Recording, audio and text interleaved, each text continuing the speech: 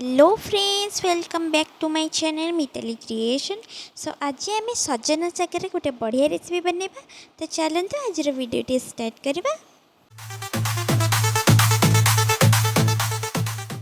मुझे किसी कखारु आउ जह्नी को चुना चुना कर काटी देछि आ भल भाव धुआ धुई कर रेडी कर देछि। आउे सजना शाग बछा बछी कर धुआ धुई कर रेडी कर देछि। एबे आमे करेरे किछि तेल गरम करबे, सेथरे किछि सुखिला लंका आउ खाली सोरिष ही पकेबे, फुटण नुहे। सोरिष पकई फुटी आसला परे आमे सेथरे किछि पियाज पकेबा।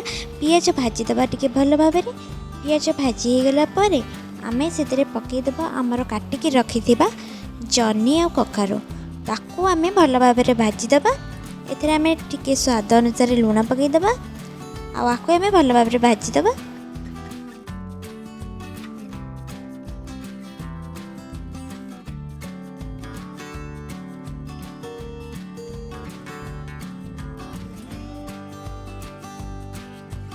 आमर कखारु जह्नी भल भाव भाजी हो गलानी। एबे आमे एथरे पकईदबा हमर बाछिकी रखिथिबा सजना शाग। एबे अल्प टिके लुण पकईदबा शाग हिसाब रे। ताकू भल भाव आमे भाजीदबा।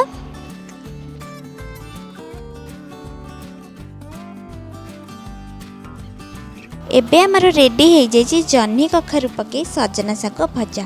तो चलते याकू एबे आमे प्लेट रे काढ़ी दे ताकू आमे गरमा गरम खाईदबा। आपण पखाड़ा भात संगे खातु कि गरम भात संगे खातु, बहुत ही टेस्टी। तो आपण माने घरे बनातु खातु।